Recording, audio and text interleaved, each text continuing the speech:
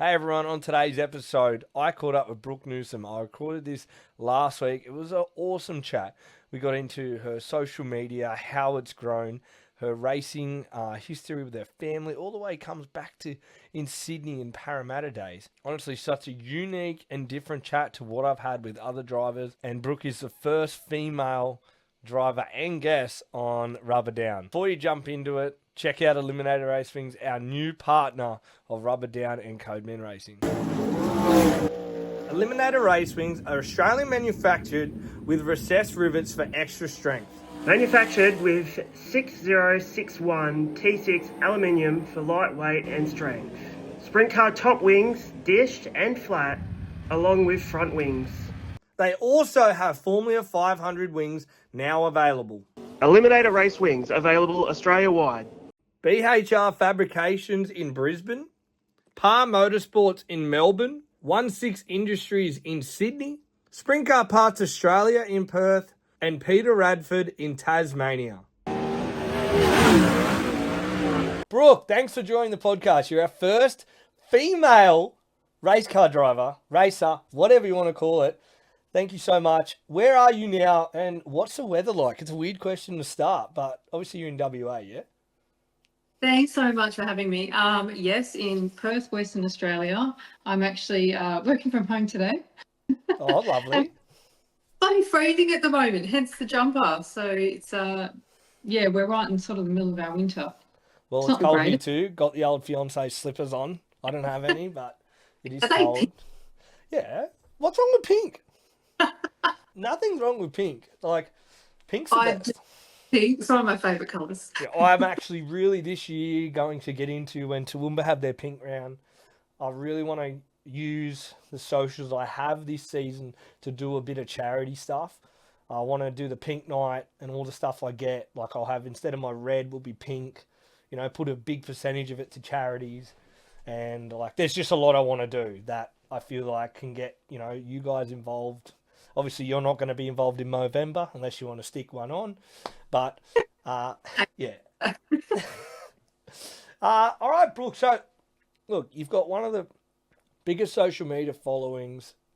For me, as a sprint car fan, I feel like you just popped out of nowhere. For me, like you just all of a sudden you're a racer, then you jumped into 410s this season. Let's dive back a little bit. Where did your passion about dirt track racing or just racing in general start? So probably like a lot of other people, I don't have any speedway dirt experience prior to stepping into a sprint car. So yeah, it's been, I suppose, a tough journey. I've come from circuit racing, so almost like the complete opposite. But my, I suppose my love for speedway came, I remember when I was, would have been about 5 or 6, young enough to be on Dad's shoulders. We'd go to Claremont Speedway. And I'd be like right up against the fence, collecting all the mud, making the balls of the, and I actually see kids do it now, collecting the tear-offs, and then obviously waking up, being in Dad's arms, walking back to the car. That was literally like my earliest days of, of speedway. And to think that I'm actually racing 410s or racing a sprint car altogether now is freaking crazy. I never would have imagined that as a young kid. If someone had told me that, I would not have ever believed it. Yeah. But, I don't know. I think it's awesome. It really is. Passion so Claire, passion from Dad. I think all of our speedway fans were passion from Dad, or Dad being a part of it. Now, was your dad just a fan, or did he work on any cars himself? So I'm a second generation racer. We used to live in Sydney when I think I was about 1, and he used to race Parramatta Speedway in I think it's a super sedan. Sedan, yeah. Right. Late models. But yeah, this was back in Parramatta days. So he was right into all that. And I know he's crewing on cars. When he came over here, I was still really young. I think I was maybe about 3 or 4 or something when I was over here. But so he'd sort of been around Speedway in his younger days. And then we kind of, because I often ask the question, like, why did we not start in Speedway? And it just, I don't know, it didn't work out that way. Other things had come into play, like, I started in the boat racing and then we went to the circuit racing. So I mean, it would have been ideal to start in speedway had I known how much I was actually going to love it, but until you try. Yeah, well, hey, you mentioned Parramatta. That makes me sad. That was my track. That was my Claremont to you. Parramatta was everything to me. A lot of great memories. Same thing, waking up in your mum's or dad's arms, knowing you Hmm. just missed the A main and you're blowing up, or Yeah. getting waken Well, up to go to the pits after, and every time you got hit with clay, it was like, nah, let's just grab that, wait for another one. Uh, so sadly, I suppose it's, equally as sad as the Claremont days as well. I hate that how you get these built up areas around these tracks and it's like, oh no, the track's got to go, it's too noisy, or for whatever crazy. reason. Yeah, They move. Yeah. the government takes what the government wants, unfortunately. It's what it is. It's sad. So, all right. So, you just mentioned, was it boat racing you just said you started in? I did, yeah. Boat Yep. racing? And how old was this? And what type of boat racing? That's 16, I think, when I first got introduced. So Dad was racing a hydroplane. Now, if you don't know what that is, it's like a massive big V8 on Mm, like a single hull boat, and they drive like a sprint car but on water. They have to be up on the plane for them to actually get around. They're crazy. They have a massive big roof tail at the end of them, and they're right. friggin' dangerous as well. But I was going to say.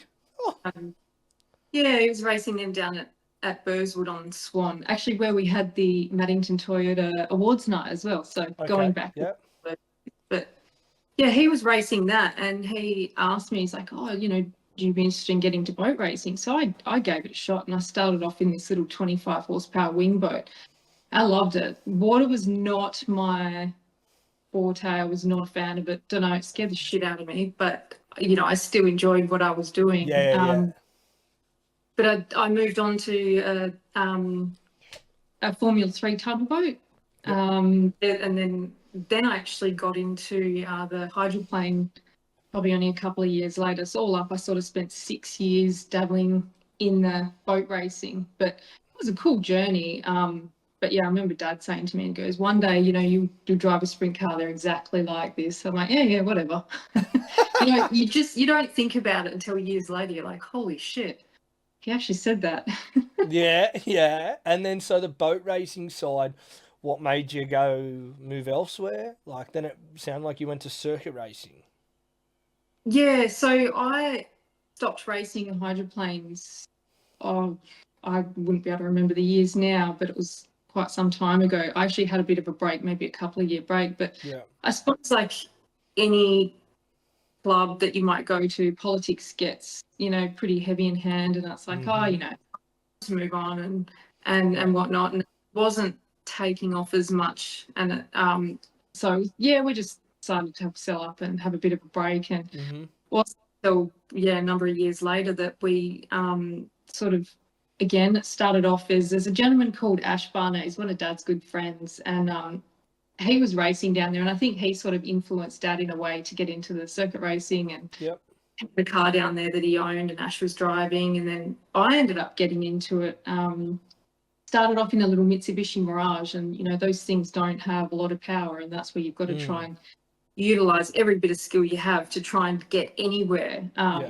But yeah, I did that for 12 months, and then I got a pink Subaru. It's probably way down on my socials list now as years ago, but yeah, he built me this awesome 99 GC8 model Subaru, and it was like a matte pink. It was friggin' beautiful. And I remember going out there and doing the testing for it. And I think I was on my maybe sixth lap of testing. I was like, oh, this is so much fun. And I'm coming down the hill, just about to enter into turn 7, and I've gone to put the brakes on, and I've literally just felt this, like a slight brake, and it's just gone pop. And I'm Oh, like, shit, I've got no brakes. And I'm doing like 180 coming into this corner, and I'm like, oh my God, it was like, what just, do I do sort of thing. And I yeah. didn't have a lot of experience driving this car. So I'd Yeah. literally tried to turn this thing, and it's clipped like the side bank exiting, or the apex Yeah. exiting turn 7, right, coming out the bottom of the hill. And this thing just rolled like 4 or 5 times. Jeez. Sat up right, and there's like flames coming out the bonnet. No one has ever. I remember one of the photographers saying to me, I've never seen anyone get out of the car so quick. But yeah, that scared the absolute shit out of me for years after that. But Wow. yeah, we rebuilt that, and I spent a couple of years racing that car. That was awesome. We went across to Talon Bend Raceway, and I think I did the Improved Productions Nationals, and it was like 84 competitors, the only female there, which was pretty cool. But we didn't have, I suppose, the dry sump set up, so we'd kind of gone over there, a little bit inexperienced, blew up a motor, drove into Adelaide, picked up another motor. We had a whole heap of people helping us that night. Yeah. Went back out, blew it to pieces again. We thought, oh, stuff it, let's go to Speedway, because I think Murray Bridges, or one of the speed, I think it's Murray Bridge. Yeah, Murray Bridge is around there. It's about, not too far. Yeah. Yeah, so we ended up going there and having a drink and watching the Speedway. It's like, oh, this is pretty cool. And it wasn't too long after that he was again in Speedway. Bagged me into it. Yeah, let's go, Brooke. We're going racing. Yeah. So you say, so how long ago was that? Now, you're only very new into the sport. And, like I said, a lot of, for me, this last year doing the Maddington, you've popped out, because of sprint cars and stuff like that, into the attention of the world of sprint cars in Australia. So you give us a little timeline of when that Murray Bridge trip was and, what sort of took place. Yeah, it would have been 2018. Yeah, I'm pretty sure it was 2018 that we were over there, because it wasn't until January 2020 that I actually started racing sprint cars. So it wasn't a huge gap in between. Like I'd had previously, I suppose, boat racing to circuit racing. There was a number of years in there, but it almost felt like it was in like the April, and then towards the end of the year, that's when Dad sort of got back into Speedway, bought a couple of Ash racing for him again. Yeah. And then obviously I sort of end of 2019 had my first practice, and then 2020 had my first race at Bunbury. Yeah, and that was in like a 360 or LS then? So the division that I run over here, and you guys I don't think have them, they're called limited sprint cars. So it's carburetor. We don't have, I think they've only just recently approved throttle bodies. A bit later, but steel head, steel block, carburetor, no fuel injection. I don't think we have that, but we have 360s and LS. So if I don't want to sound stupid, LS doesn't mean limited sprint cars. I don't think so. It's a LS motor, like from another car. I don't know, because we've got LS over here. We've got LS limited 360.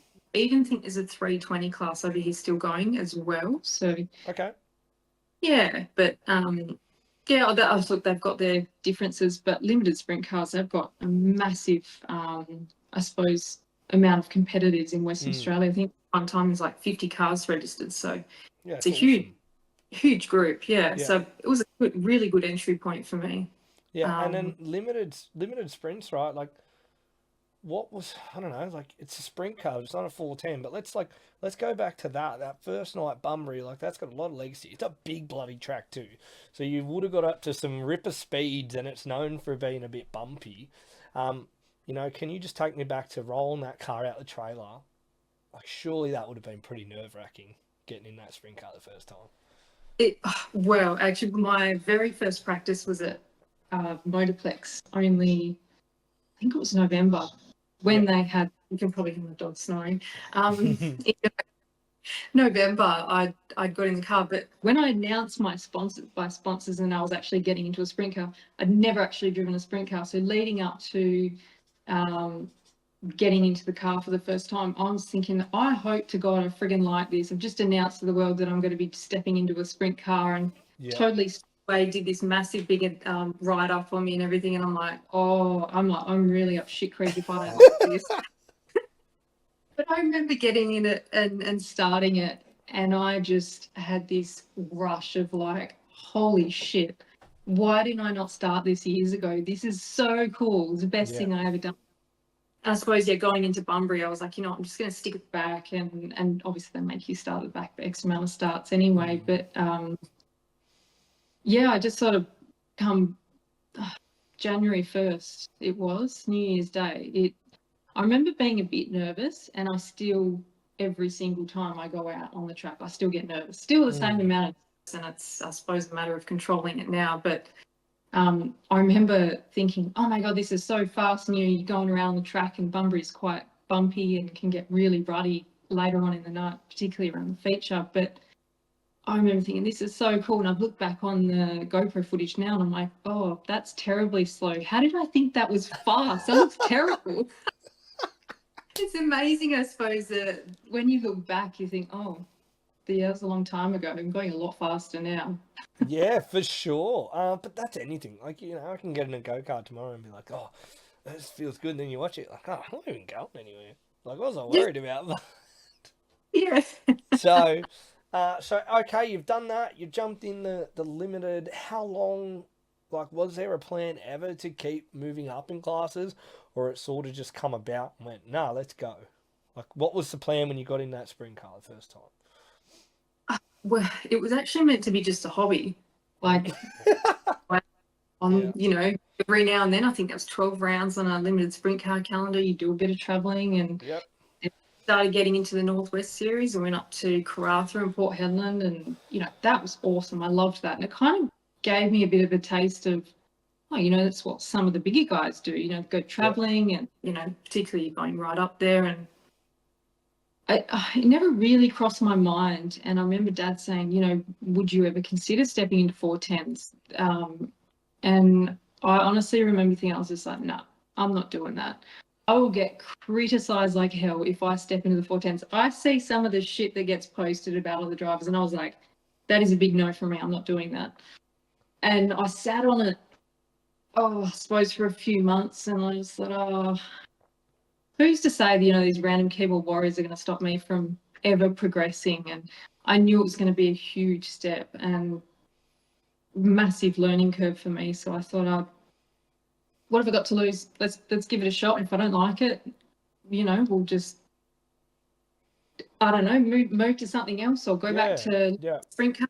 There's no, it's not a bad thing if I didn't like it, but it's been awesome experience, like so incredible. And the people that I've met and the things that I've learned just over this last season, it's absolutely insane. I just want to touch, like, to me, that sort of pisses me off a bit. Like, you were hesitant to do it because of people on social media. Like, that is, and I feel you, dude. Like, I get it. But,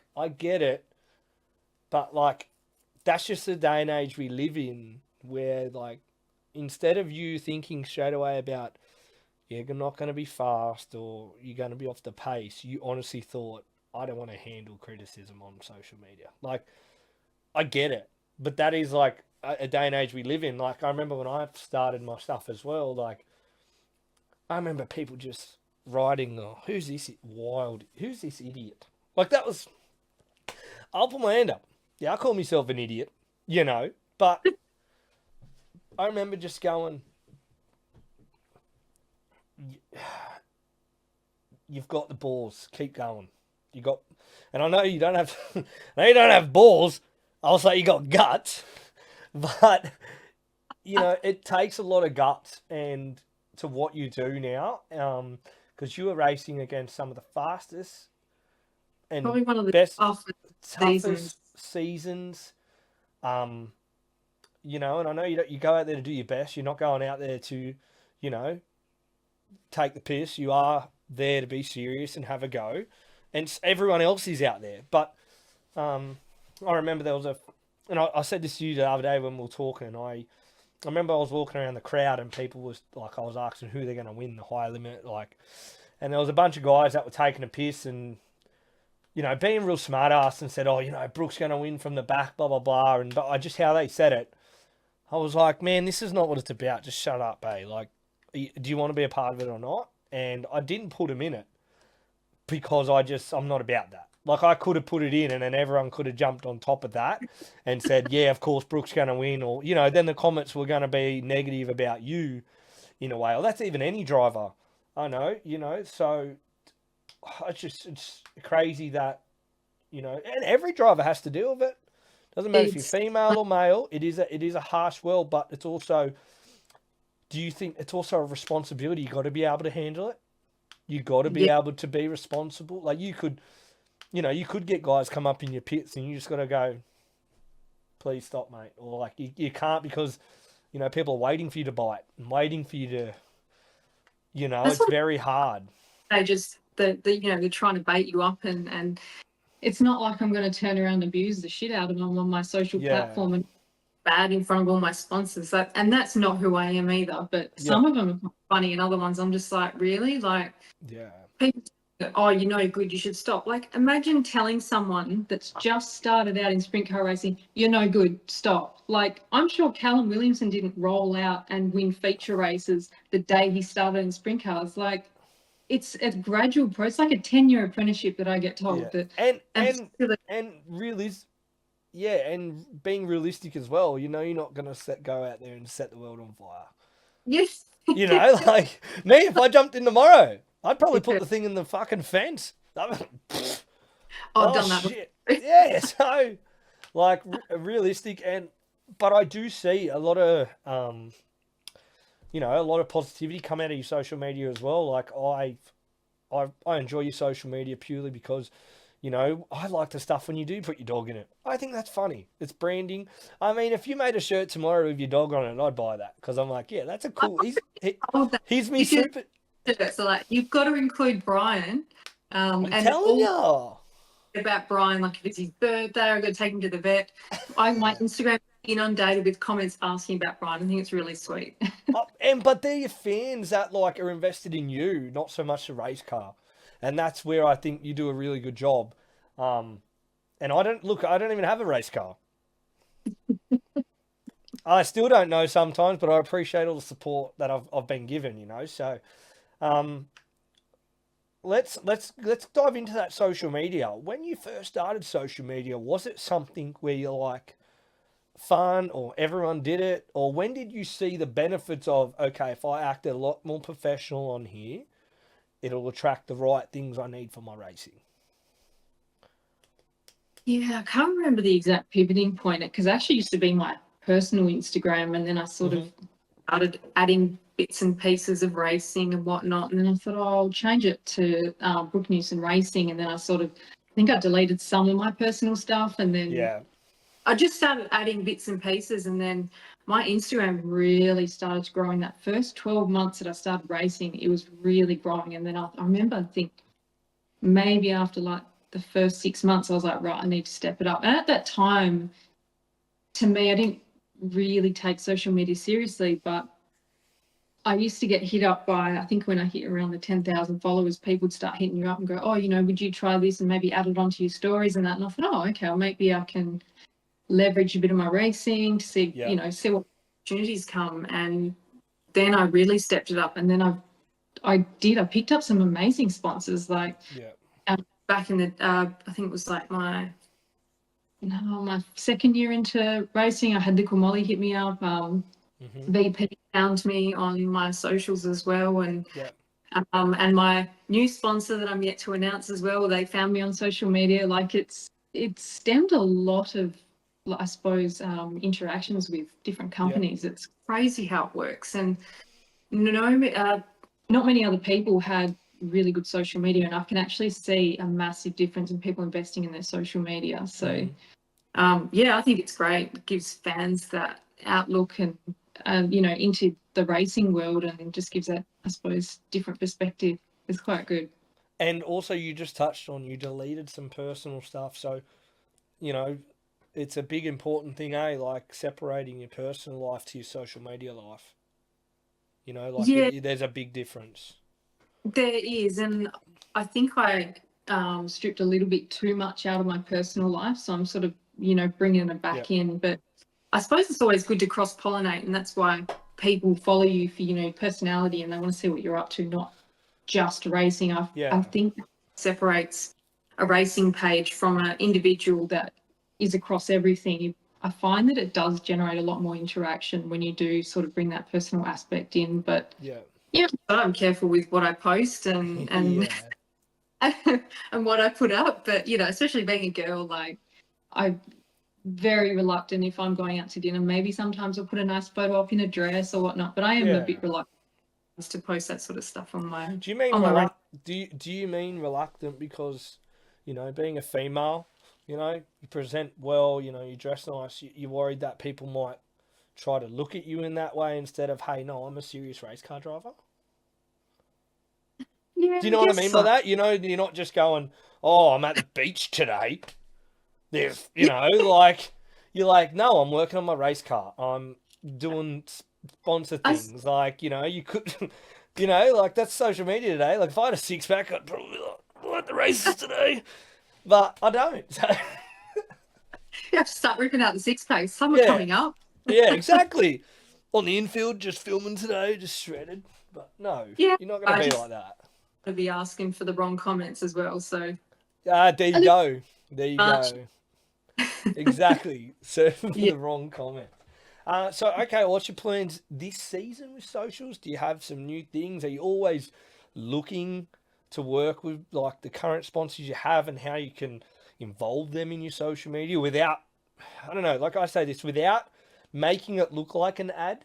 Is that a thing you try to do? Because then if someone's trying to push an ad on my face, I'm like, I don't want to watch that, bro. You're just pushing a product.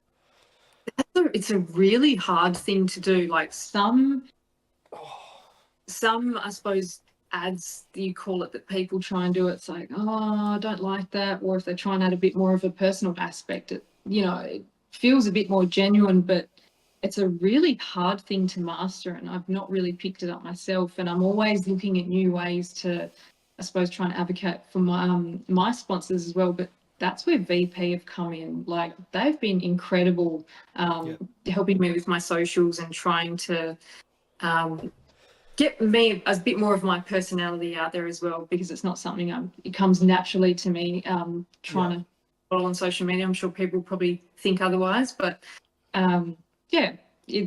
it's one of those things that I'm working on at the moment. I definitely want to do that more this year. I did put up a video the other day with Pilbara Heavy Haulage Girls Group, and I really enjoy doing that. And like those sorts of things, I think are really important. You're sort of showcasing the people that are working for you and what they're doing without it being, I suppose, an ad. Yeah, no, I agree. I think I know what one you're talking about, and it's it's not an ad where it looks forced. It's natural.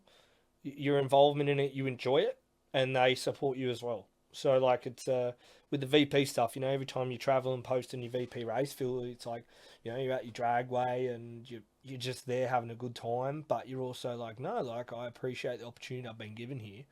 I'm going to do some cool stuff. Yeah, on my recent trip to Sydney, they were trying to get me in front of a camera to do all this different stuff, and I sucked. Like, it's not natural to me, and I really sucked at that. Just kept doing it, and we did so many takes on one of these videos, and by the end of it I was like, I can do this. Yeah, I feel you. That can also be like the direction you get given too. They're like, sometimes when you got like social numbers like yourself, maybe you feel it, people might think you're a natural at it, hey, but it's not always the case. You don't have to be. You can get your hand held and be like, is that good? Like, so it's not a bad thing to, and this is where I say with everyone, like, I wish more drivers push their socials, even if it's just photo updates regularly. Yeah. Like, you don't have to be on it, but the more we see of the driver or you, like for me as a race fan, that's why I buy or get a certain person's race shirt. Yeah. One, they're a really nice person. I can have great conversations. They're welcoming. And I think they're a top person. You know what I mean? So I'll go and get that race shirt. Support. Yeah, there's some money. Sometimes, they might go, hey, Code, here's a shirt. Like, thanks for doing stuff for us. I'm like, I don't know. I try to give him like $50 sometimes. I don't get every shirt for free. Everyone thinks I do. But it's the same thing. Like, I'm happy walking around and representing a team and stuff that I appreciate their time and effort. Do you know what I mean? So, and that's what it's about. Especially around the merchandise, and I've not been massive into the merchandise. It is, I suppose, one of the things. It's just another layer to add to the season preparation. But it's always lovely when people come around, particularly guys that come around and buy my shirt, that's really special. And the young Yeah. girls. I was going to say, like, what do you feel like there's a good mixture at race days when you're there and you're talking to fans and stuff? Like, it is a nice, not just a certain group, like, it's age, male and female, all around. Like, people are just interested to actually see what you do and how you are on race nights. Oh, actually, my first night that I was there, I remember I had so many people come up to me because in the series that I was running before the limited sprint cars, you get people wandering around, but Maddington Toyota Series was just, it actually bowled me over, like how massive Yeah. it was. You see that from the outside, I suppose, coming into the series, but I had so many young girls come up to me. That was so incredibly special to me because I've never had, I suppose, a female figure in motorsport that I can look up to. So Yeah, okay, yeah. down these young girls, I'm like, oh my God, that's so special. And all the guys that come up and, you know, wish me the best and encourage me, even after I might have had a really shit night. Yeah. It is, yeah, it's pretty special and I love it. Like, I think I've only ever had one bad experience, and this was not in the 410 series at all. But when I was racing limited sprint cars, it was my second night, my second race meeting. So I was at Perth Motorplex, and I had this guy Yeah. come up to me and goes, "Oh, you know, girls don't belong in motorsport." And I just was really thrown back that this guy That's wild. out of nowhere and just had said that. That stuck with me forever. I'm like, I can't believe the balls on this guy to do that. And then he just proceeded to show me, oh yeah, I'm building this car, and just was like nothing had ever happened. I was so blown away telling Dad, and he was like, who on earth does that? And proceeds to, yeah, but we're going to have a conversation anyway. Look at my stuff. Like, that's... Yeah. So Yeah. it's been really good in a way, like having all the young fans come up and, you know, especially when you see people roaming around with your merchandise, that hits different. Like, I know a lot of the other teams are probably used to it, but for me, I'm like, oh my God, that person's wearing my merchandise, especially if it's outside of Speedway and you see it, you're like, holy shit, that's Yeah. Like, they've like gone it's in their cupboard today and went, oh, yeah, I'll wear that today. Like, yeah. exactly. That's sick. And you talked about joining the Maddington Toyota Series. Now, it's a huge series to join. And, you know, being around it now this season just passed, you know, as a driver, what is it like signing up, doing the media days? Like, it's a big step, and you know they give you a lot, but it's like, you know, you're happy to, you got to give back too. You can't just show up and race every day. Is that what it's like? Yeah, they're massive, and I think they made like towards the start of the season, they got right into their socials. Like, they've really elevated what they've done in the last of the season that we just ran. But the media day, like, I had no idea what I was walking into. I'm like, yeah, I'll go and get some photos and whatnot. But, you know, they had this full professional setup down at Maddington Toyota, and you go and get your photos, you get interviewed, then you do the TV commercials, like for 7+. I was really blown away. I was like, holy shit, this is real different. And I remember being interviewed. All the drivers were standing around and you get interviewed in front of them. And I'm like, oh no. Yeah. So it was a bit, it was definitely nerve-wracking being the first female in this actual series and walking in there. It's like, oh, I'm definitely the sore thumb that stands out. Everyone was lovely and supportive, but it doesn't help, I suppose, doesn't help the nerves. Yeah, you can say they're all nice, but it's still, you're like, oh my God, I'm so nervous. Like, being Yeah. around everyone, so... Well, but I really enjoyed it at the same time. I like doing all that sort of stuff. As long as it doesn't involve speaking, I love it. I'm getting better at it. We're But doing a good job here. Maybe, you know, you're doing good. It's, you know, so, all right, season recap. How did you think your first season went in 410 sprint cars?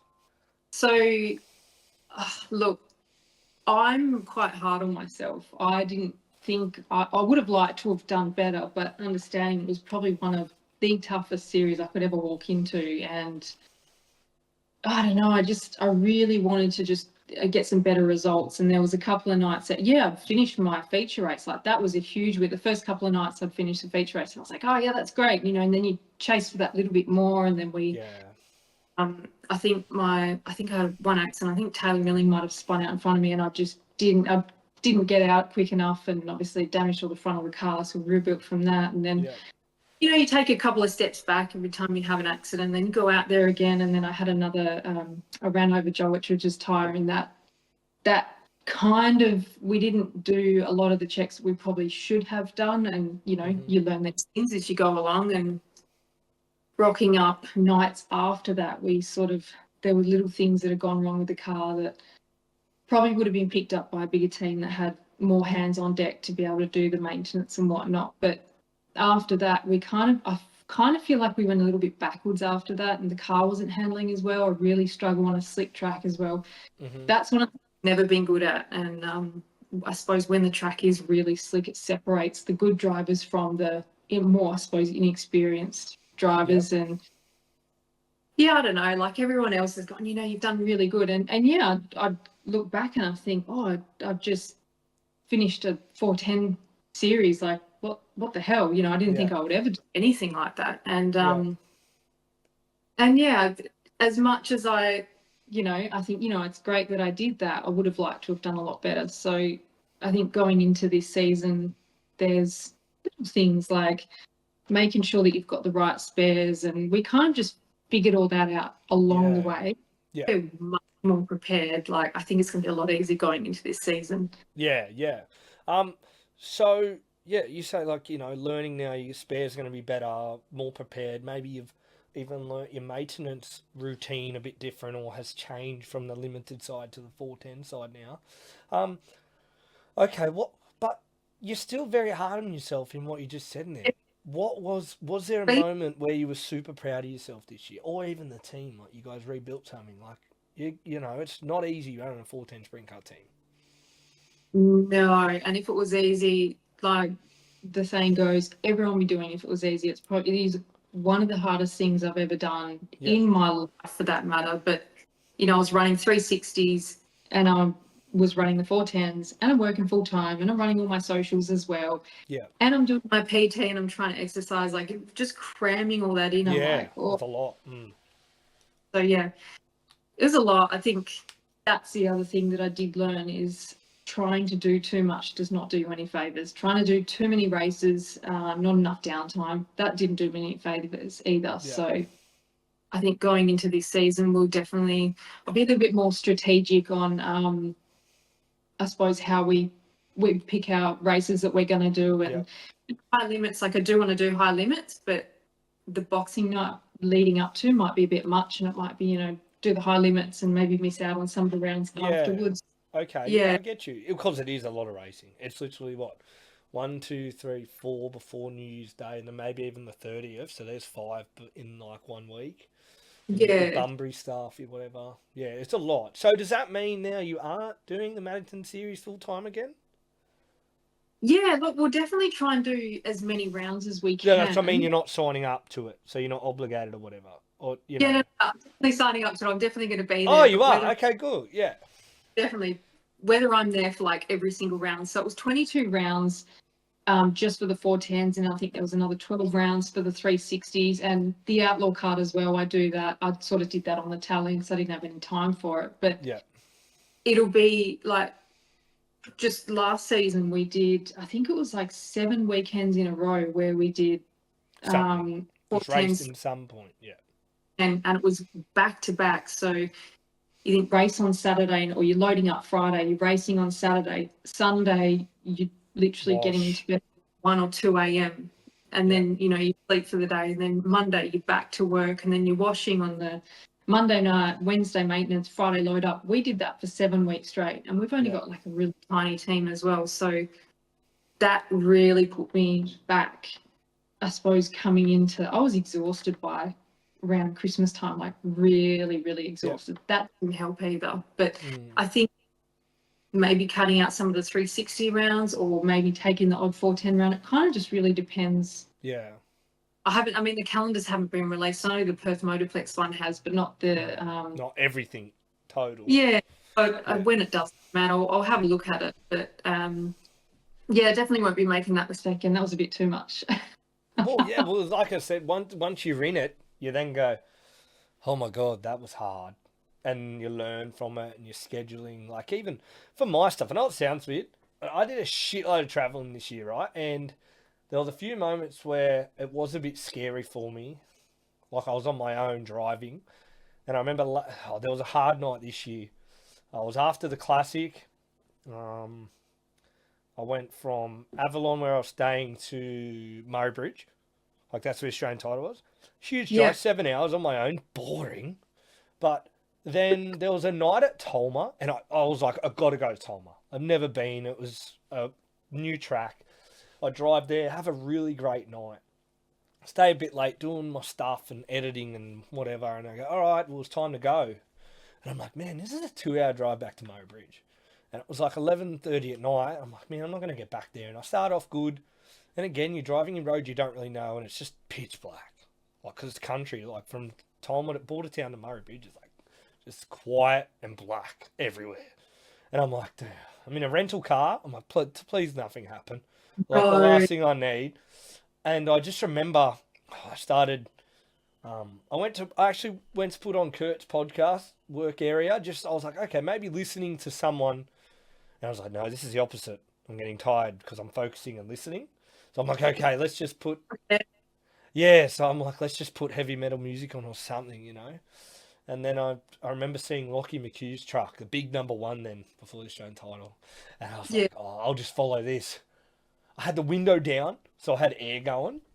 And I'm like, oh my God, this is not good. I'm never doing this again, like on my own. And I remember I stopped at near the bend. There was a big servo, got an energy drink and a packet of chips and got home. And then I'm like, and I got to go to sleep and get up and edit. And like, cause I get up, edit the next morning and I try to get it out and get it gone. Cause I feel like with my stuff, if I leave, demand.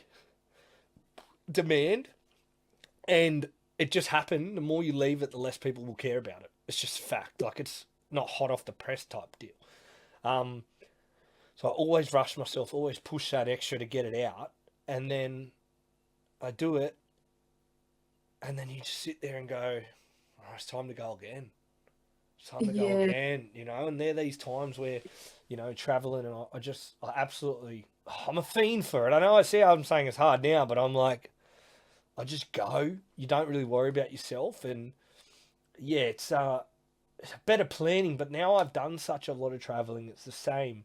I think now I'm ready. I think now I'm, okay, do I need to go to everything? Obviously I want to. But it's like, okay, what's the budget like this year? Where do we go? Same as you. Do I spend a bit of money on trying to sell some t-shirts? You know, I'm still amazed that people even buy a t-shirt I put out. Because I don't even have a race car, but I'm so grateful for that. But it's like, do I do that? And then that's money I might not be able to go to 3 race meetings somewhere else. But you know, it's literally a risk. And like you said, like you could spend a lot of money on merch and you don't sell as much as you want. And you're like, well, look at all these shirts I bloody have. Yeah. That could have been 3 front ends. Also, and some. Yeah, you know, like it's a scary thing that you gamble and you take a risk on yourself, hey?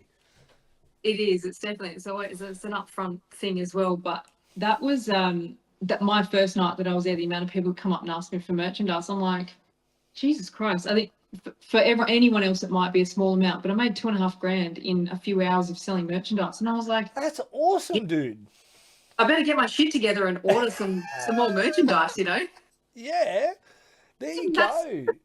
Yeah, and like you said, for your first time, I remember we did. I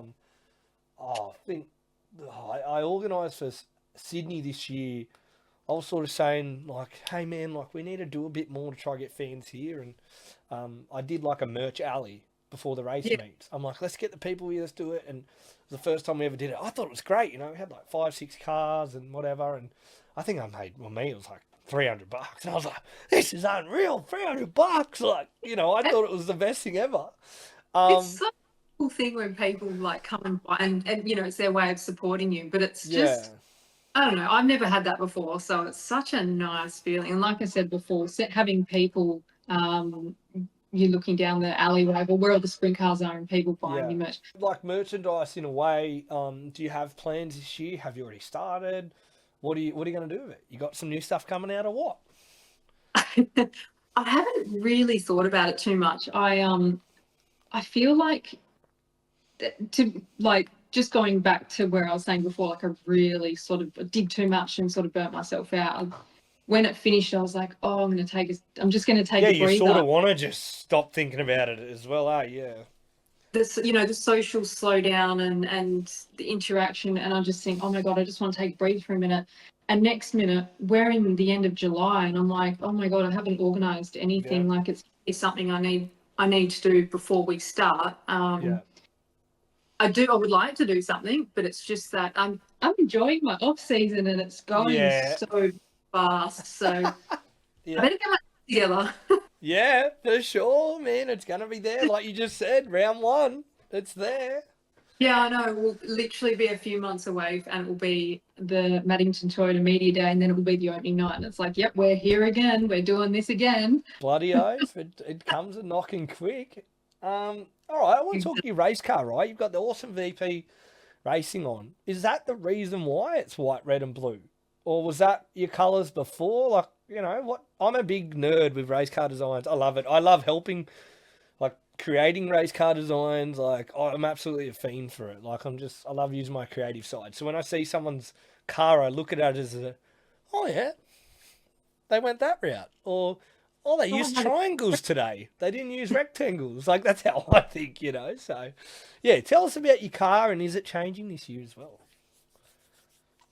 So only some of the sponsors, I suppose, placements are going to be changing. Mm-hmm. So colour scheme is based around Roy's Transport Accident Repair. So they're my main sponsor. They've been with me for about 3 years, and I feel that who pays the bills, they dictate what the car looks like, right? And they've got their total fleet imaging. They do all the design work and our livery on our cars. So I don't expect it will change too much. And again, that's where the merchandise thing comes in. It's a little bit tricky. It's like, what can I do that's new or different? But I don't think it will be changing too much. Just we'll look at some of the placements. I would love to do something for the Perth Motorplex, the retro night.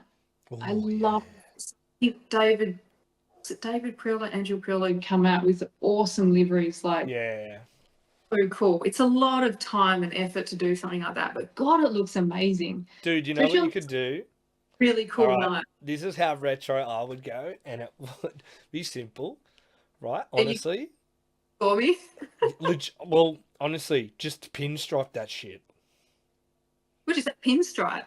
2 fucking lines down the car and your sponsors, and then we pick like an old font for your number. Retro. But then you've got to strip the car down, then you've got to get it in for stickers, and then you've got to... It's only one night, one panel. Come on. Jeez. Come on. Right, and then just stick it up. Look, I don't have a car, so I don't know how many panels you got. I'm picturing you got panels everywhere. Bloody I swear to God, that is my most hated job, is paneling up. Aside from washing, paneling up a car like a bloody puzzle is my most hated thing ever. Yeah, there's a bloody lot. How many panels do you reckon there are on your race car? Because I know guys everyone's different. I'm going to try count by looking at it. 1, 2, 3. Maybe 10? 6. 11? I reckon there's at least 6 on one side, wouldn't there be? Yeah, I think you'd be right. 4 on the 4, 5. Yeah, about 5 on the right side and 4 on the left, I think. Well, 2 of the panels are the same. The hood and the front dish is the same on both sides. So you got to add that in. Then you've got like underneath the header pipes. Yeah, the headers, you got 2 of those normally, I think. Is it 2? Or depends. Some people don't run 2. They only run the one near the muffler.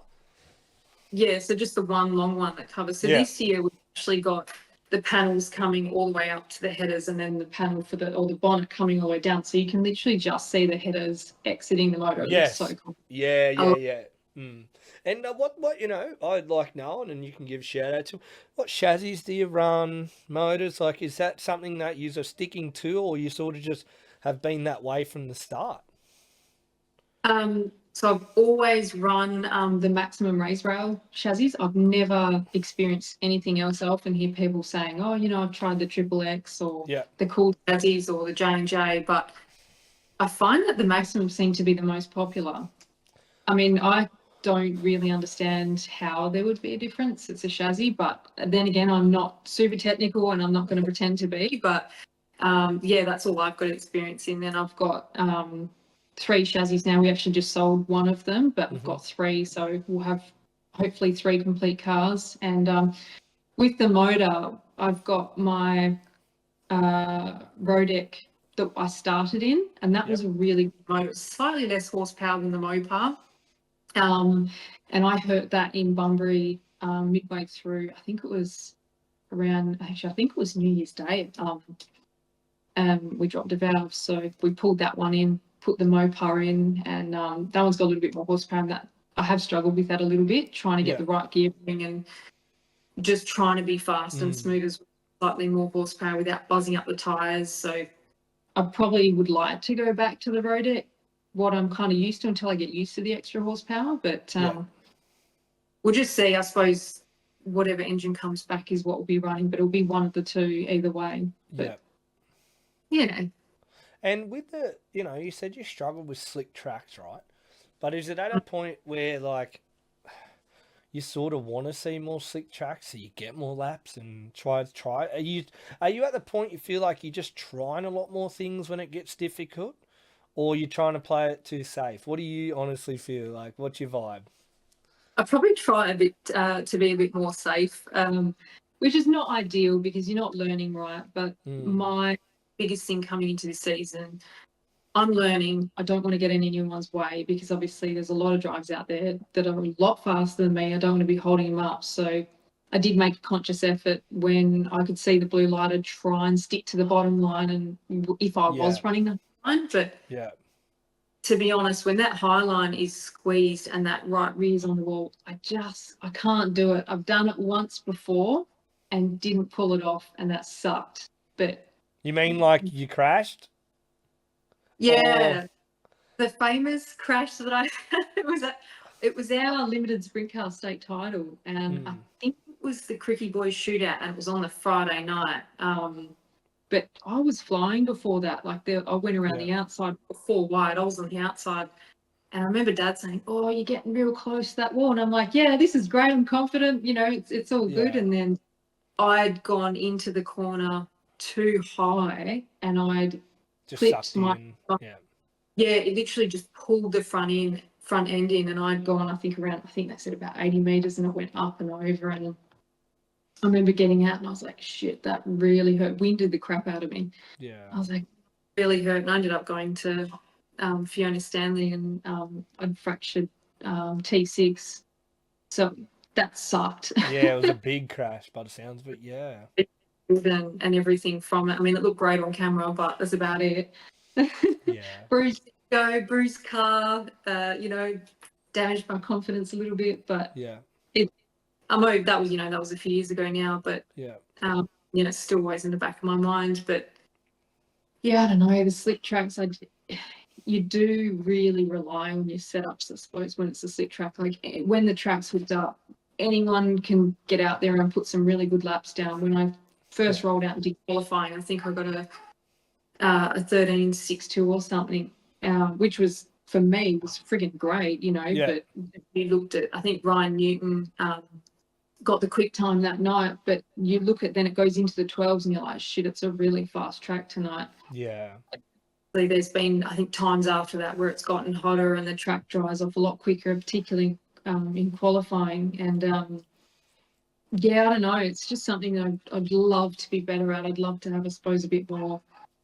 It'd be great to work with someone who's really well versed to slick tracks, because I don't know what it is. I just need more experience with it. Is that also like is that a thing? Like you are maybe going to reach out and, even just spend a few nights with someone who's a bit more, like had a lot more laps and crewed on, tricky tracks like Perth Motorplex when it gets like that? Is that a thing you are looking at this season? I would absolutely love to do that. And I think that'd be the idea of maybe potentially missing out the nights that I don't race. And, if it's a 410 round, if I choose not to race, I'd love to go and spend that with someone. Okay. Yep. Get some, a bit of an insight, because yeah, it's something that I'm not great at. And when I find these things that I'm not great at, I really try and look into them, like, right, what can I do better? And what am I doing wrong? Why is it doing it? Like understanding why the car's not handling the way I like it, where I can replace it and what I need to do. But without having, I suppose, those conversations with other drivers, it makes it really hard because there's only so much that Dad and John can give me from their perspective. You've got another driver that's in it day in, day out. I think that's probably the big difference that will make for me, is having that insight, because you know that they understand from a different perspective. Well, they're in the seat like you.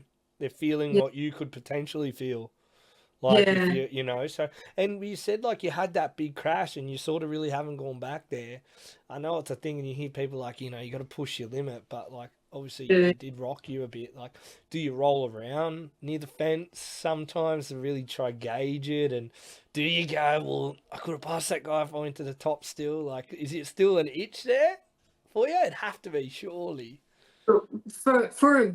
For a good while there, I was like, I'm not going anywhere near that wall. And Yeah, it's tab 1 and 2, 3 and 4, totally fine. 1 and 2, yeah, it's gotten so much better. Like now I don't hesitate anywhere near as much. And, you know, I get right up there, nowhere near like what some of the other guys do. It's crazy. I would love to think one day it is a lot easier. I remember thinking in the limiteds, I was like watching the 410 drivers and I'm like, how on earth do they get that close? yeah. And driving a limited, it's not as nice. And you get in a 410, you're like, oh, I can see how they do that now. Yeah, Like because it obviously, just woof, just it's, goes there. Yeah. but it's easier to get closer to the wall in a 410 because it's a lot lighter, and you know, you learn to sort of drive with 2 feet, not just one. And that's something that I've really learned this year. And it's probably, people probably laugh at me for that, but you don't know what you don't know, right? Until you get taught these things and you pick up certain things. It's, yeah, one of those things. That's a really cool thing. I want to jump on that. Can you remember the first time now you felt and the power of a brake in a 410, that it can make you go faster? You know what I mean? By driving by 2 feet, it can help you get left. And do you remember the first time when you did a few good laps of going, wow, this I got to just pump this brake a bit more and I'm faster? Oh, I don't remember the first time. I think it sort of was a real gradual thing. But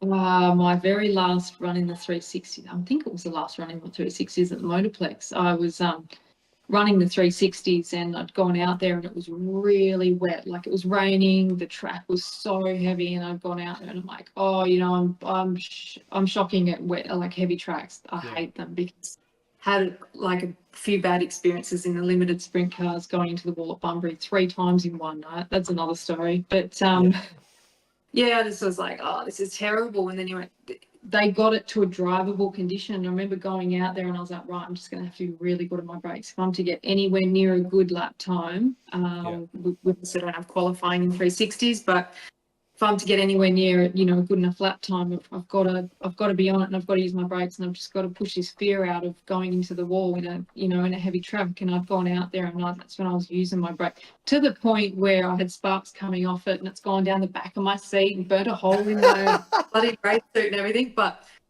I got second in the hot laps times, and it was Dan Golding in his 410 beat me by a smidgen. And I looked at those lap times and I'm like, far out, that's awesome. I just beat all the 360 guys, and Dan Golding obviously was in a 410 that night. And I thought, oh yeah, I completely cooked my brakes though, like cooked them properly. They were on fire. That's what you got to do sometimes. You got to speed them, get those get those some bitches sparking. Yeah, to the point that you cook them. I ended up pulling on the infield, and Dad's like, "Well, you're using them too much." And I'm like, "There's no such thing as using them too much. If I need to use them, I'm going to be using them when it's upgraded." So we did. Yeah, you go out there, Dad, and drive with no brakes. Yeah. It's always Dave me advice. I'm like, "You get in and try it." He's like, "I bloody will," and then you won't get back. Oh, it's a pretty wild thing. The old sprint car brakes, the left front brake. It's very powerful, and once, like you said, you get to use it, it really can change and how you think in that race car. Like Yeah, when and instead of letting your right foot off, you're going to yeah, yeah. still haven't mastered it, but I tell you what, it makes when you learn about the wing and the braking and how it positions the car.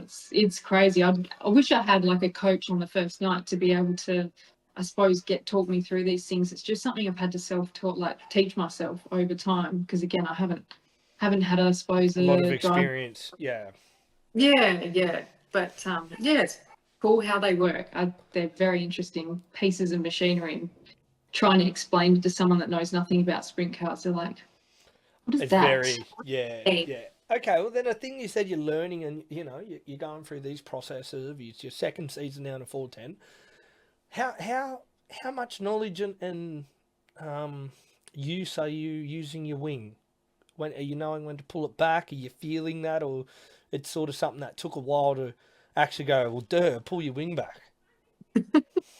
Um, God, I think I started using it on the first night that I was racing, or maybe not the first night, but we don't have automatic wing adjusters in the limiteds. It's Yeah, obviously you set it, you you go set out, it and you go out. Yeah, yeah. And it only took me a few nights. I was like, oh, I need, the car wasn't turning, so I was pushing the wing forward a little bit, and just like I'll use it through a feature race, especially when it does start to slicken off a bit. yeah, I'll push it back a bit, or I'll be constantly moving it until I find that happy medium. But yeah. I mean, I don't use the drivers. I'm sure they probably use them as well. But it's always good to have something like that at your fingertips. If you've completely missed the setup and it's you're not comfortable, at least you've got one other thing that you can try Yeah, to one thing to go. Oh, good yeah, finish. Yeah, yeah. because Or on there's roll nothing around, push it forward. driving it's uncomfortable and that you just think, oh my God, what am I doing right now? I've had a few of those nights. I'm just like, oh God, I'm very uncomfortable.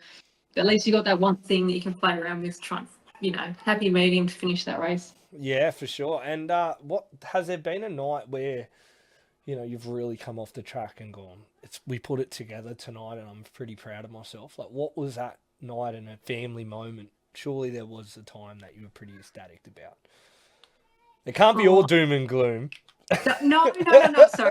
Probably misconcept. It's not all doom and gloom. I'm really hard on myself, but Yeah. um, obviously hoping for better results. But I think it would have been there was one night at Ellenbrook Speedway, the only night that the Maddington Toyota Series Yes. ran there.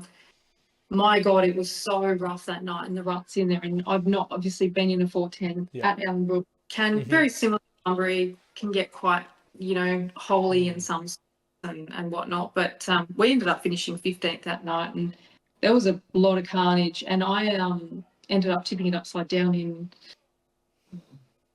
I think it was one of the first heats. Yeah, I've got my inboard footage. It was one of the first heats. Yeah, my team was coming around and I've obviously just not reacted quick enough, and he's sort of come up and I've clipped him and gone in the fence, and I'm like, oh great, this is a great start to the night, and Yeah. got it back, changed the wing, was hardly any damaged, got back out there and finished 15th, and that was my best finish of the season, and I just thought, oh, that was really cool. We survived that night from going upside down to finishing 15th. And to a lot of other people, that might not be a lot, but to me, it's a lot. Like, pulling yourself back when you've had a really shit start, or, going upside down, damaging the car, and then you pull it off and you actually finish a feature race. Well, it was a whole team effort that night. Like that was, you had to go through some shit.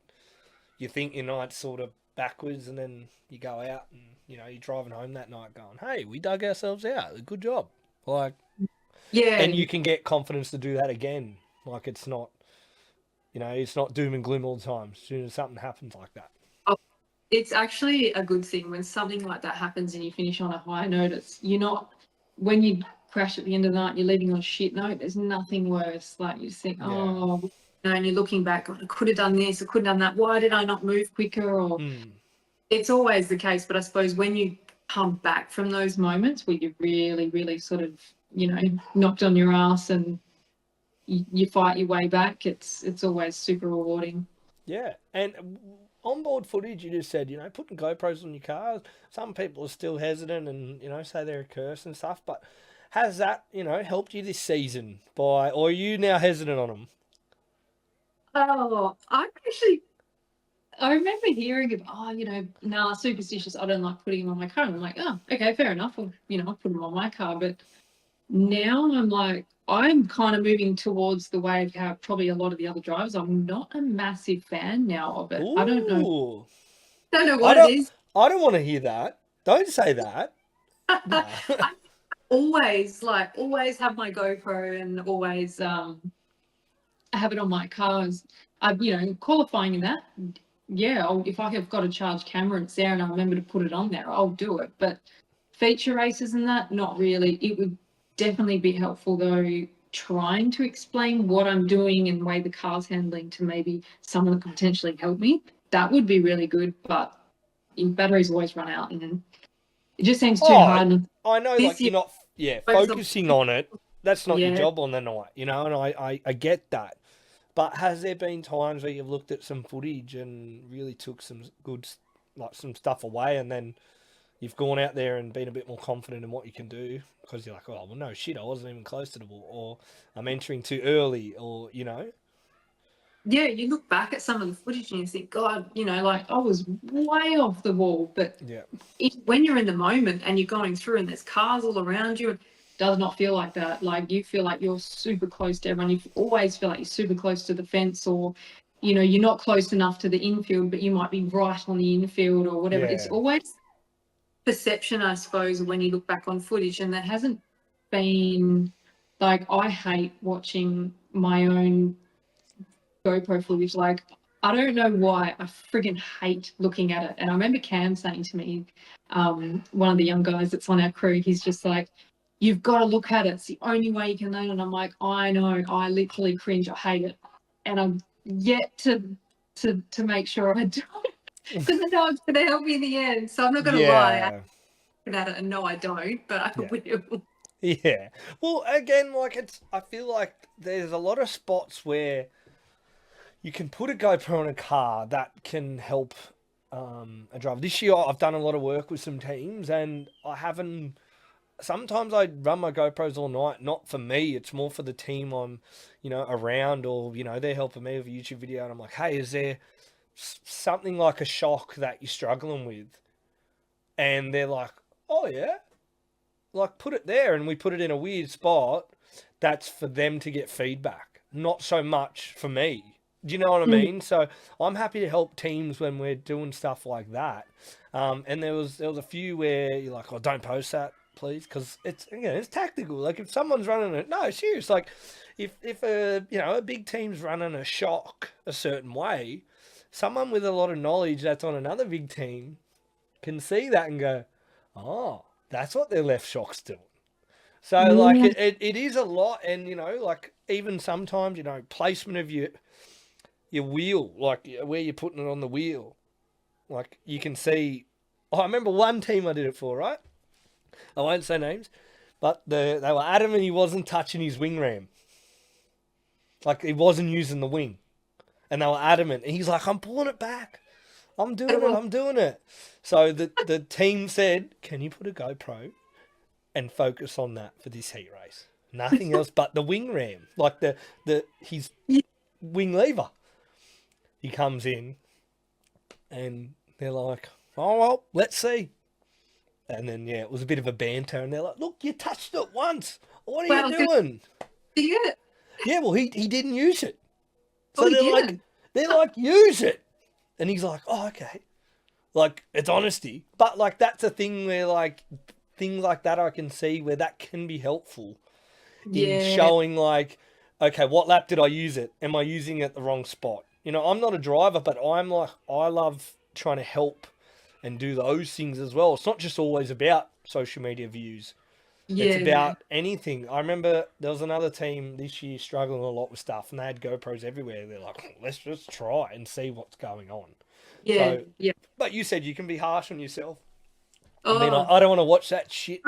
yeah. No one criticizes you worse or more than yourself. Like, and especially me, I'm really hard on myself. But yeah, Cam's awesome he'll download the footage straight away. Like if I've had my GoPro and again, I don't straight to the phone. Yeah.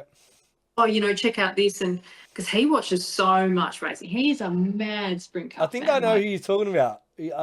Cam, he Yeah. makes all the iRacing designs. He's a legend. Yeah, he's good. I met him in karting. He joined us, I think, in our second race meeting in, and he's been with us ever since. And he's been such an amazing addition to our team. Like, I don't know what we'd do without him now, but Yeah, he's awesome. Yeah. all the little things that I suppose me and Dad and John don't think about, he jumps in and does things like that. Like, he'll download the footage for us, and he'll have a look at it and go, oh, you're too close there, or you're not on the grip, or you're not here, or you're not there. And it does help, as much as I don't like watching You don't like listening to it. Sometimes you can go, oh, I know I was shit. Like, or, I know what it is. It's hard, but.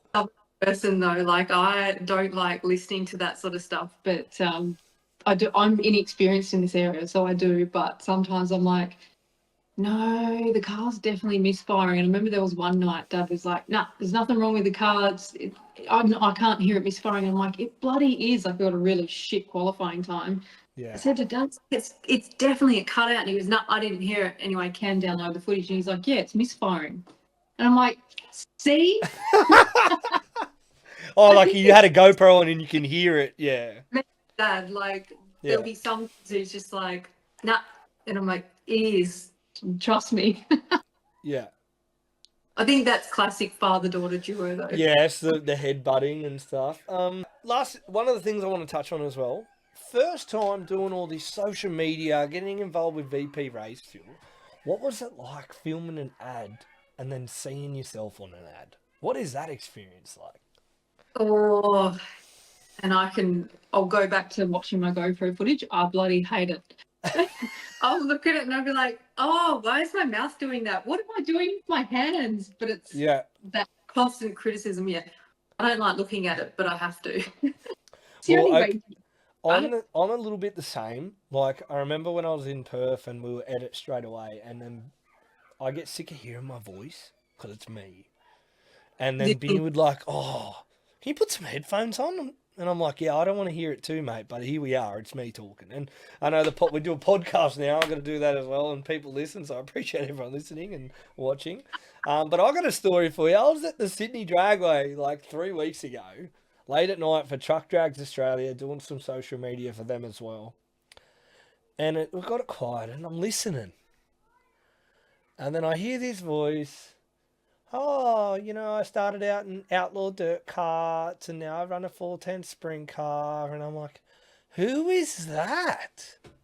Like, you're kidding. You're on the ad on the big screen. I finally work out who it was. I walk around and have a look like an hour later, and it's you at Sydney Dragway on your VP Razor Fuel ad. And I'm like, that's pretty cool. Like, that you're talking about too. I remember when I did that video, the owner from VP, Paul, sent me the video, and he's like, check this out, you're on Sydney Dragway, and the massive big screen there. And I was like, holy shit, that's me. Yeah, you're playing there on like a Wednesday night now, like in the loop.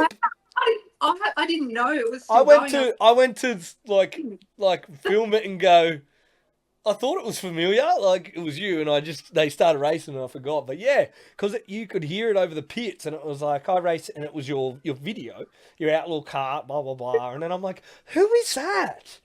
And then because I didn't know what it was, and it was like, oh, it's Brooke. Oh, makes sense. But, that's, like I said, social media is very strong and powerful, and it's, got you where you are now in the racing and your great sponsorships, and, I mean, you're a driver that sees the importance in it, and I can relate to it. It's a lot of hard work, and especially like, people think you pay for ads, and when you're doing it organically, it's a grind. You got to commit and not worry about. The one thing I'll say, and you'll probably agree with this: the number of likes and shares doesn't actually reflect how many people have watched it. No, that's true. And I suppose when you go onto the reels and you can actually see the numbers, like, well, the views, yeah, you can see that. But for example, like I didn't, like, when I go up and speak to someone, they'll bring something up that they've seen, and it wasn't like a big video for me. But I'm like, oh, so it was okay. So you don't have to judge or try copy and paste what the algorithm picks up and views, because sometimes your best work just doesn't get out there as big. So that's where you can't be disheartened about certain numbers on certain clips. You just got to keep going and see what happens. Like, you put hours into editing something and you'll get hardly any views. You make a clip that is, what was it? The one of the clip of me getting my seat pulled with Cody Morosky. You know, and that on Facebook, I think that got 3.5 million views. Like, it was massive. And it's like something that was took you 2 minutes. Any effort at all, and that will go crazy versus something that's taken you ages and then you get hardly nice. It's disheartening, but yeah, it's that constant post, not too much, not too little, you know, right trending songs. Like, it's a lot of work into all that. I agree, but I have found that sometimes it's not so much the hard work and that, it's the relative, I'm shocking with my English, relativeness. All right, that's shocking, but if it's relative to what's going on, and another thing is it's raw and real. Sometimes people love knowing that it's been filmed from a phone, or like it's like they're there live, they're feeling it, you know. So like when you're working on your race car, it is just you setting up your phone. It's not like you've got a productive fucking crew there, you know. Like, it's just, I wish too. You know, I this year, everyone, I still get asked, oh, so do you have cameras in that? And I said, no, I'd love to. I just use my mobile phone, man. And they're like, what? I'm like, my whole everything. And that's why I can post so update and regularly. Like, look, I really want to try get into the market and get these cameras that are worth $5,000 to $10,000. I do, because I want to create that next level content. But also, I don't think I'll ever fully go away from using a phone, because if I'm there, I'll be filming and I can post in 1 second. I don't need to get a laptop out, transfer it, boom, boom, boom. Yeah. So, it's all supposed to be doing that. I must admit, though, some of the slow-mo footage you can get on like a Sony A3. Agreed. Yes, that is different. And that's what I'm saying. For my stuff, I want to get that so that I can add, because the slow-mo stuff on the phone isn't that good. It's just got that little bit of and then Facebook and Instagram cut it a bit, like make it not as good as what it actually is. So that's where I want to, me personally, I've said it a lot, I want to try get enough cameras that I want to make a full documentary of sprint car racing in Australia. Like, I want to get the right thing. Come to WA. I will. Like, I really want to do it. Like I said, I can't afford to do it now, but I've literally got this massive book I've been working on of how I'd want to do it, what I want to add to it. Because I've seen the Dirt 2 one that they did in High Limit. I thought it was good, and they show a lot of behind the scenes of the drivers and the teams, but like, I want it to be more at the tracks, more raw. And that's why this year I've really added to my stuff, the mic'd up stuff. And I'm so appreciated for the teams that have let me put mics on them. And, you know, I've earned the trust of when they say, can you not put that in? Like, you know, because when I'm like 10 meters away with a mic on, I can't hear what they're saying. Yeah. But I'm like, oh, that looks like a good conversation. And they're doing this with their hands. So I'm like, oh, they're talking about race cars. You know, like, as people do, you're like this and that. And then I listen to it, and I still have left out some stuff, more normally because it maybe is a bit personal. They haven't told me, but I think I flirt with the line of, okay, do people need to hear this or not? And I'll always be like that. I'm never the one to post something that someone has said to get likes. Like, even when, okay, there was a big crash this year, Luke Thomas at Sydney, the last one, and it was huge, but huge in a way of shocking how quick he stopped. And I actually didn't have footage of it, but everyone over social was saying who crashed, what happened. A guy in the fans actually got it and posted it on my post because I got the photo. Yeah. So then I asked the guy, hey, can I share this? And he was like, yeah. So I put it up and said, like, one, I knew Luke was okay. Yeah. That was number one. I'm never going to post a crash And I normally don't just post the crash because, you know, it's a bit hard on you guys. People are going to go trolling. Oh, he crashed. What a flog, whatever. But if the driver's okay and I can get context about it, it's fine. Like that, you know, you're okay. That's number one. So I posted it. I knew Luke was okay. He got straight out. I talked to him before I even posted it. I didn't tell him I was posting it because I didn't have this footage at the time. I got this footage at like 1 a.m. at home, like on my socials. But I knew he was okay. And, yeah, it went bonkers purely because it was not a normal crash. It was so unique and different. And, you know, it's not that I like getting views that way, and I've only ever done it once, and I'm probably not going to just go out of my way to do that type of posting again. I'm the opposite. I want to post someone doing a fucking wing dance and cheering. I love that shit. Like, yeah, wing dance and raw emotion, or even if it's you, like at the track, like I've done a few recently. I've been going through some of my old stuff or the mic'd up stuff, and I'm like, man, there's some really good conversations here, like, or really good personalities of people that you can see behind the car if they're just bagging each other out. Like, I remember there was one conversation, I still haven't posted it, but I thought it was electric, and Michael Stewart wouldn't mind me saying this. But he goes, I still haven't posted it. I don't know why I didn't post it, because I'm like, oh, it's not, I will. I think I will, but it wasn't, I was going for a professional video for them, you know, on my YouTube. I didn't want it to be too, I wanted to just be focused on racing and good conversations. But he's got it mic'd up, and he goes, oh, yep. I made sure I didn't go to the toilet, so we made weight. Oh, I really need to go right now. Like, you know, along the lines of that, but it was a bit more what he went to. The same. Those raw conversations where people are not being filmed are genuinely the best. Well, he is being filmed, but that's the beauty of it, you know. Like, it was something that I thought was so cool, and even this year, like, you were part of it when I actually, you know, we had that blackout at the Perth Motorplex on high limit. Like, that is so, like, cool, but also you were probably ready. You were probably ready, like, oh, he's going to ask me some serious stuff here.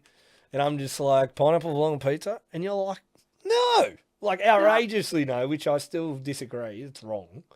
It belongs. And then Talladega Nights and Days of Thunder. Like, that relates to the people in the stands. I can go and ask them those questions, and they can be involved. And that's why in the comments, they're like, pop, pop, pop, pop. But, like, that's the side, like, I love about our sport, is the people and the silliness. And we're all not robots. There's a time to be robots and be perfect, but as soon as you pull back that layer, we're just like someone in the fans. We're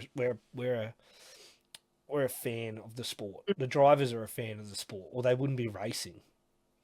Yeah, like, and it's showing that, I suppose, that other side, that more personal side, where you can be a bit stupid or do silly things or whatever. That creates so much engagement. Fans love that kind of stuff. My goal this year is to get a lot more involved in the fans and walk around. Because I did have I remember another driver said, I loved when you did that. And I went, oh, wow. And he's like, well, I've never been out there in the fans. I said, what do you mean? You race at Perth Motorplex all the time. He goes, yeah, I've never left the pits. And I'm like, he goes, I wouldn't even know what's out there. And I'm like, wow. So he goes, yeah. And half the tracks I travel to, he goes, I go to the race. I don't do anything else. I'm in the pits. And I'm like, wow, I didn't. So then my head went, I'm going to start posting a bit more about what's at Speedways. And that's where I did this year. I did the one on the food review. Oh, that went crazy. Like, people like, who's got the best food in the Speedway? Like, Perth Motorplex will win with the Boost Juice all day. Like, Boost Juice at the Speedway. Oh, my God. That's so pretty good. special. But I don't get up there that often. I didn't know there was a Boost Juice stand there. See? You didn't even know, and you're there weekly. But you don't want to be sitting in the stands, right? That's I know that. But, like, you could maybe get an Uber Eats Boost delivery mid-race. Like, next minute you're going to be like, oh, yeah, can I have a, what is it, Tropicana, please, down here before my heat race, please? Thank you. Gym junkies are the best ones. Oh, yeah, okay. They're pretty good. If you want milk in your gut. I was going to say, if there's anything like I don't eat race days, that would go down really well. Wait a second. You don't eat on race days? I I try. It's like my stomach just like, nah, no food, no nothing. Like I struggle to eat. So I Is it smash down nerves? replacements. Hey, Is it nerves? You yeah. think, Oh, or second I get out of like coming from my feature race, I'm starving. It's like a light switch. Like I literally get out of the car and I'm like, right, food? what food have we got? Give me all the food. But while I'm racing, Wow. it literally sort of any food, even my most favourite things, and make me literally want to throw up. Like I don't know what other Wow. drivers. Well, Yeah, I would say not a lot of. There's a few teams, like even when I used to work on a few teams back in the day before I did all this, like we didn't really eat. It's one of those things, I guess. You're so focused, and you just drink Powerades and maybe soft drink, and you just race. Like you don't really go out of your way to eat. there's nothing worse though than rolling out for a feature and going, oh shit, I've not eaten. You just don't function as well as you, I suppose, on a full stomach. I know I don't. I don't know how other people operate, but I'm shit out. So I'm like, oh my God, I've not eaten. And you're not thinking as clearly as what you would, I suppose, on a well hydrated, full tummy. Well, bloody eat, dude. Even some lollies. I would. That's why I've got the meal replacements. I get onto these MRE meal replacements. They're perfect because Like I a can. protein shake? Sorry. Is it like a protein shake or something?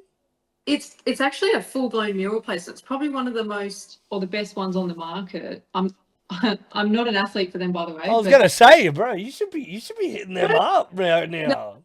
they're probably yeah, one of the most nutritional and they're not using, I suppose, fake nutrients. They're actually deriving it from vegetables and stuff like that. Like so it's a really good base, but it's also a filler. So it's a meal replacement. It's like 560 calories, so equivalent to like a Yeah, decent right. size.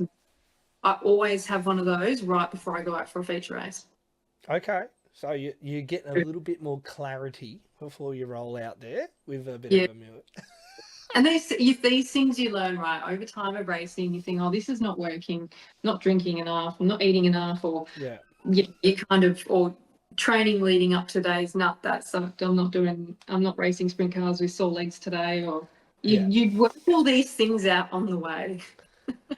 Now you did say just earlier you're passionate about your health and fitness and all that.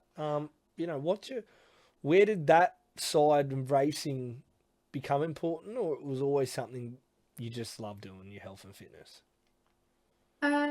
Always, I feel like I've always been right into my health and fitness. Like I've been training since I was what about maybe 16 or so. Yeah. Like I was quite young, but Yeah. uh, yeah, I suppose when I started racing sprint cars and you get into a 25 lap or even a 50 lap feature, you realize you are not fit. Like Yeah. I train, but I tell you what, race fit and being fit are two totally different Yeah. things. And you can understand, I suppose, the training some of the Formula One guys go through. Yeah. They're so training every day, like it's real vigorous exercise. But I've sort of changed my exercise a bit. So I incorporate a bit of Hmm. cardio, lots and lots of strength training, particularly around like my upper body and Yep. my left leg on my break. But but yeah, it's so important. I don't know how people don't like Mm. some of the people, especially like running at Knoxville and you're doing the big 50 lappers. Like Yeah. if you don't exercise, I have no idea how you're able to do a massive feature in a car that's pulling that many G forces. Like, Unless you're just racing every second day, like well, yeah, that's when I suppose the race fit comes into it. But yeah. yeah, it's two totally different things.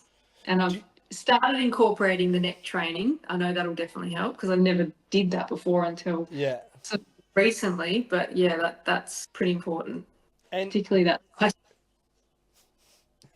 that Is it jawline. like be big pushed up against? Yeah. Well, it is. Yeah.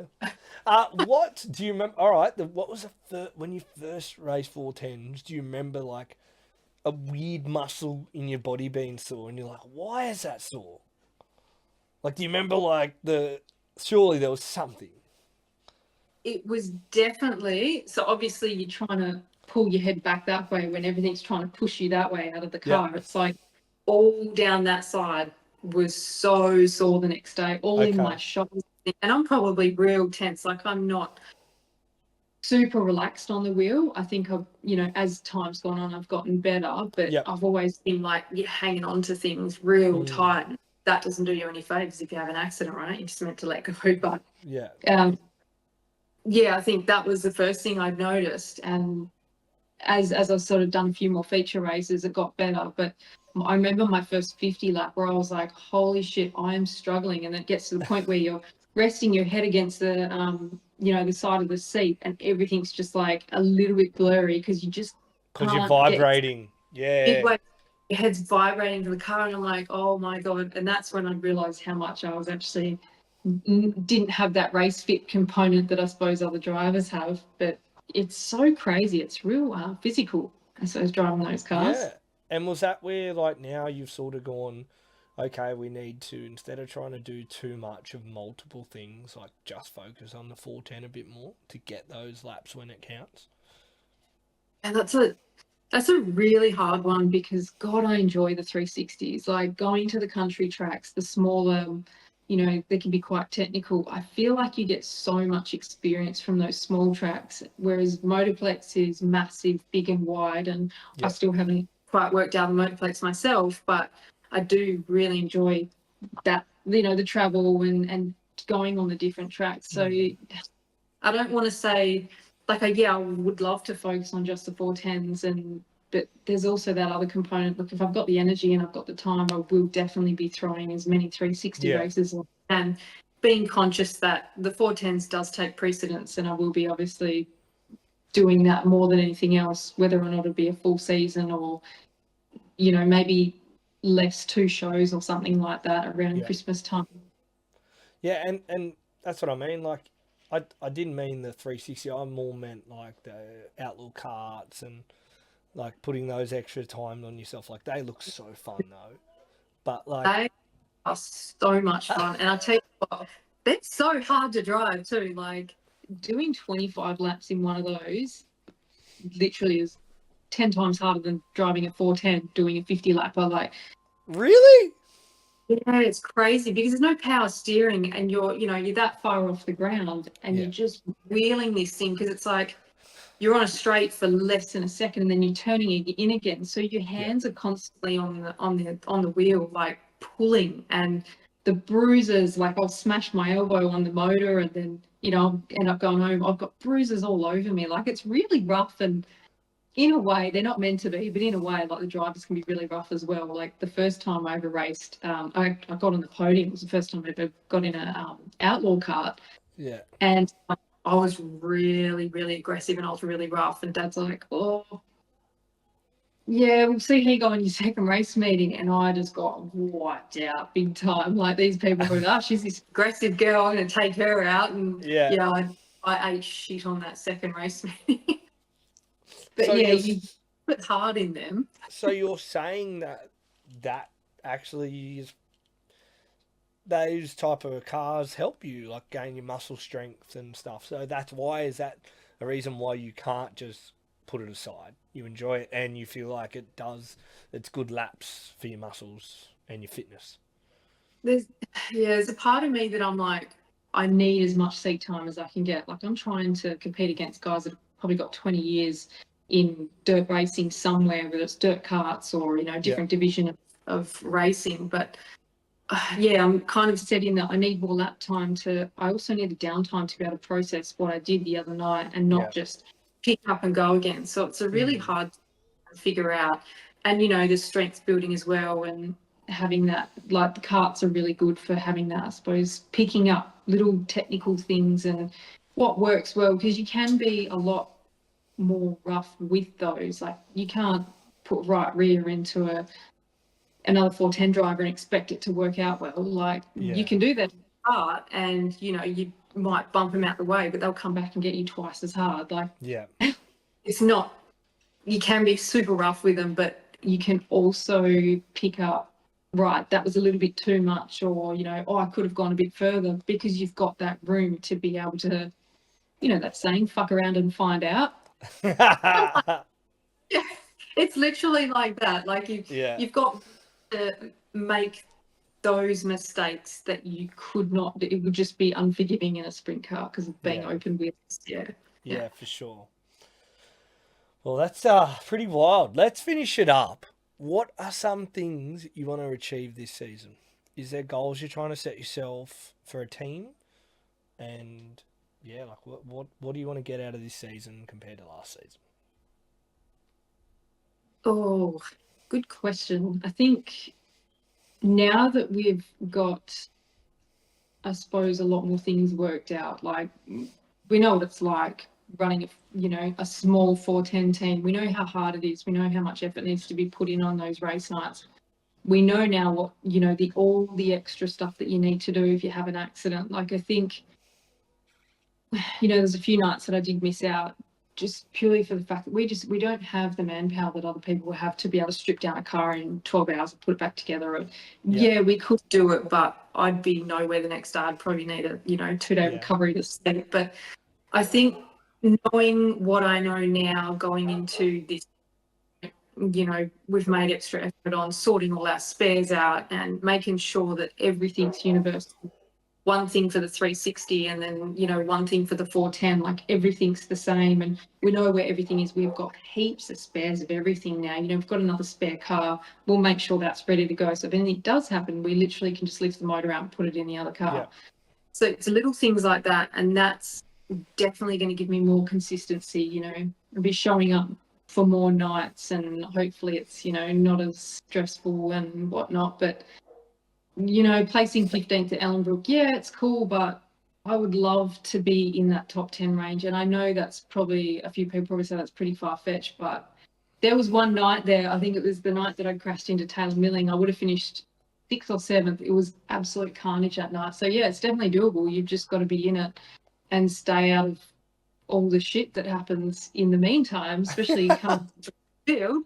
Sometimes it's just a matter of surviving the feature race rather than trying to move forward. But yeah, I said it last year and I'll say it again. I'm be aiming for that top 10 and just a more consistent season, showing up and definitely one thing that I really sucked at this year. But again, it's a learning curve and having different motors and different setups, different track styles, and that is the qualifying. If you don't qualify well, it just I wouldn't say ruins the night, but it really puts you on the back foot of trying to catch up. Like you need to focus on those qualifying times. And that's something that I definitely need to look at. And that's using every single bit of the track and not being scared to go up higher as well. Yeah. So 2 things, the qualifying and the top 10. And and the consistency. And put it on the fence. Yeah. I would agree, but yeah. You'll get there. Nah, you honestly like. Yeah, I'll be trying to definitely get up a bit higher, get a little bit more behind the wheel. There's no doubt you guys aren't putting a lot of effort in. Like you said, how many hours you're putting into the things away from the track and away from social media. So just to finish off, is there any people, sponsors, anyone that's helped along the way that you'd like to thank as well?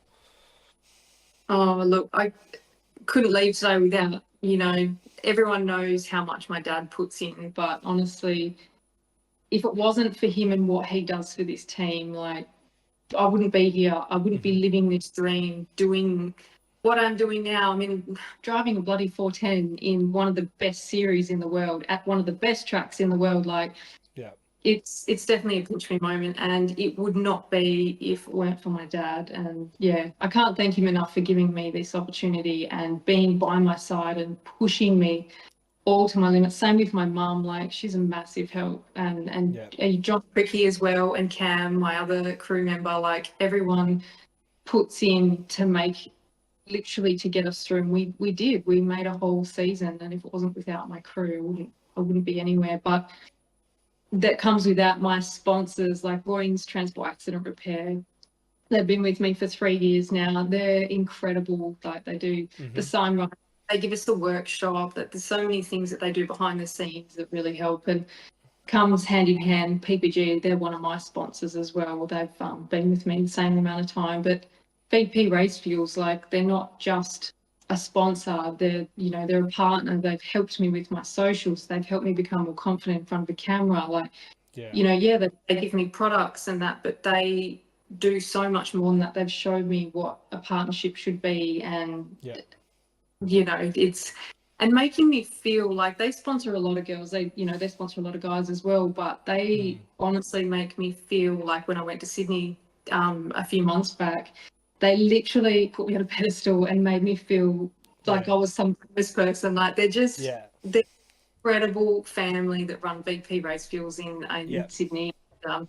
Yeah, they're awesome. And obviously Pilbara Heavy Haulage Girls Group, they're awesome. They've just come on board with us this last season, and what I thought was going to be, a relatively, smallish sponsor, they ended up being massive, and they want to work with us even more this year and do bigger and better things. So watch this space.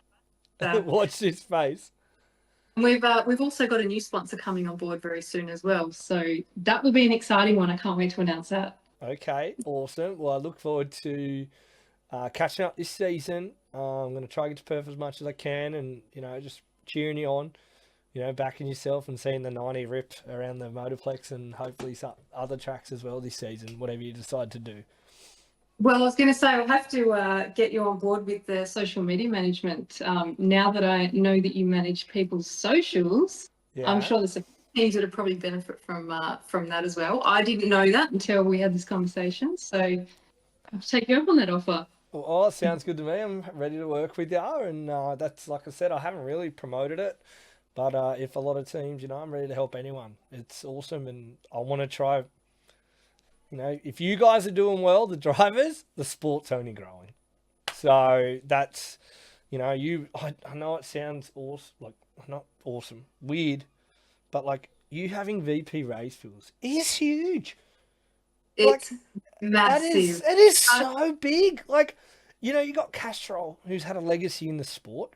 It's not as big now. You got guys like Ryan Newton. Ryan Newton. Jai Corbett with it. It's getting bigger on his car. It went away. You had Valvoline on the Dumsies. I don't know if that's as big anymore in the sport. But VP Race Fuels, that's like drag racing to me. And now it's on your car. Like, that's so good. And now you got Channel 7 coverage, and it's wicked. So Brad Pitt's race sleeve on the new F1 movie as well. There you go. Like, that's crazy. It's so cool. But I remember when they messaged me on Instagram, I was like, nah, there's no way this could be real. I remember screenshotting it and sending it to Dad, and I was like, do you reckon this is real? Like, I'm looking at their page. Well, it is. It's wild. It's big. They messaged me on Instagram, and biggest partners. Like, it's incredible. And again, comes down to having a good social media management and having, I suppose, cross-pollinating, but having your bit of your personal life, bit of racing, some personality and stuff like that in there. So for sure, that's awesome. No, honestly, it's you. Okay, like I said, you being part of the Maddington Toyota and now having VP Fuels, that means you're getting a sprint car on VP Racing Fuel to their fan base. Like, that is so cool, dude. So I think I'm their only sprint car driver. They did a collab jumper with me and t-shirts, and I remember seeing on their website it's like Brooke Newson XVP, and I'm like, holy shit, that is so cool. Yeah, like I said, I love it, and I hope we get more, let's say you and your pages, if other teams get a bit bigger, we get more oil companies back involved. I remember back in the day, not sure if you remember, like Brooke Tatnell was Shell Helix. Like, that's all I remember as a kid. He was number 8 or number 5, Shell Helix, and he always had a yellow and red car. He was Shell, like, huge. And to me, like, I think of Brooke Tatnell, and I'm like, he's Shell. Like, I don't see him as, like, I know he's huge with Cricky Motorsports and, massive with them, right? But, like, I just remember he won the Australian title in the Shell car, and I think, like, the deal was ending. Like, he'd worked so long to win the Australian title, and there was talks that he wasn't even going to see the number 1 on a Shell car. Like, he was changing. And I remember as being a kid, I was like, oh, it'd be cool if he could get the number 1 on the Shell car. Like, it'd be cool. And I think I got to see it once at Parramatta, and then I think that night he tore it up. Like, I mean, he had a big wreck, but I still remember, like, it took him a long time to win that first Australian title, and he got it in the Shell car. And then he moved to the Crickies and had a lot of success and won more Australian titles. But Like, that was probably the last time besides Mac Dumsey and Marcus with Valvoline. Like, now you're VP Racefields, dude. Like, and now we got Mobile with the boys. Cal and Dane, big Mobile one. That's a big deal too.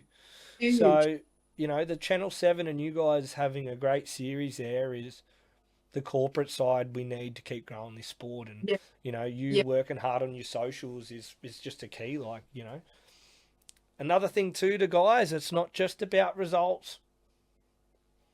I know I don't mean to have a stab at you that way.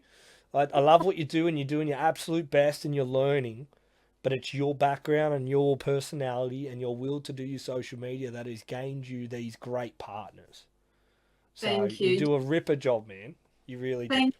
Podium doesn't define who I am, so I like that. I like that. And like, I mean, I didn't say it in a, like, you know, like, it's the opposite.